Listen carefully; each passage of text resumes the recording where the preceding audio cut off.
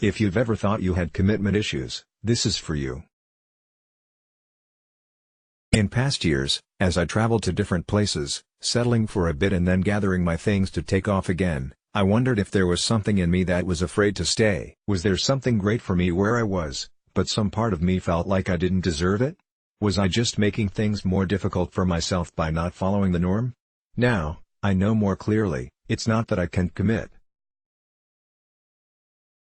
I was feeling into a deeper, more subtle place in me that was saying, not quite it yet.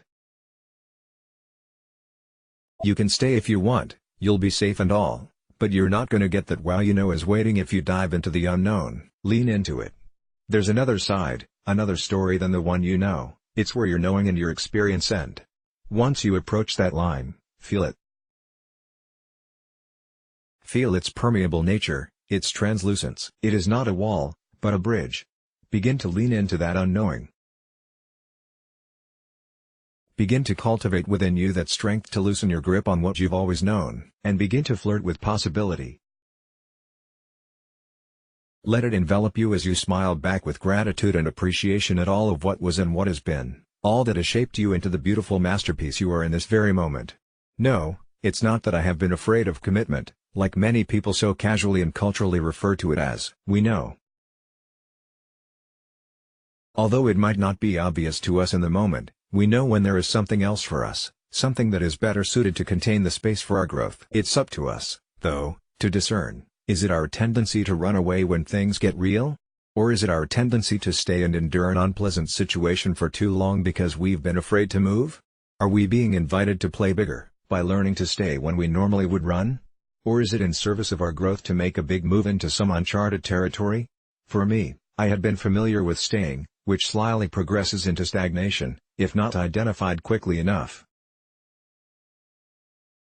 Yes, there were whispers and internal pulls that I was aware of, but I was still too susceptible to the influence of other people's projected fears and doubts to be able to act with conviction.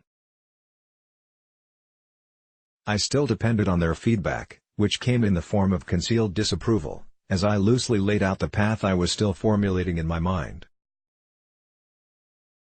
That's because long before it could ever take shape in my mind, with a strategy and steps to get there, it lived in my heart and feelings. And this isn't something that can easily be conveyed to skeptical followers of our society's patterns. Fortunately, I didn't let those outer voices permeate my inner knowing enough to suffocate my flame. It was enough, yes, to create discord within me and a feeling like there was some suit they were trying to fit me in that felt terribly wrong.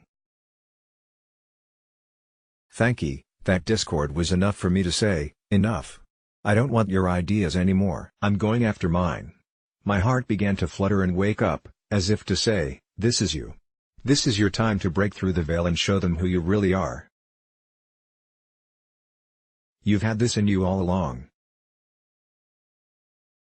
Now watch as you allow yourself to feel the fear and do it anyway. I write this to remind you not to let the outer forces extinguish your flame. Maybe for a time, you needed them because you weren't yet sure enough of your footing. There was a time you still needed to be led by the torches of others because the way was too dim for you to go alone. But now you've experimented enough with your own flame, you've tried it out in different situations, and you've become more familiar with its capability and how to hold it. It's yours now. You can begin to walk the way on your own, following the light of your own torch, being guided by your own internal knowing. I think it's valuable, if you've ever viewed your propensity to withdraw or leave a situation as having commitment issues, to examine more deeply. Is there something within you that remains unresolved? Are you being called to foster a more intimate understanding of your present circumstance? Or are you being called to a new environment more suited for your personal growth? As you open up space for this inquiry, there will always be the opinions of friends, family members, partners, and so on. Remember, you can take these into account without losing touch with your inner authority. The way often reveals itself in subtle whispers, and the more you get quiet and trust the validity of your heart's desires, the more clear these whispers become. Often it's not that we have resistance toward commitment, but rather we've allowed the thoughts and ideas of other people to cause us to vacillate, where we normally would have acted with conviction. A simple method for cultivating the invaluable relationship with your inner knowing and strengthening your inner authority is: 1. Get quiet. 2. Hear the guidance. 3. Act on it.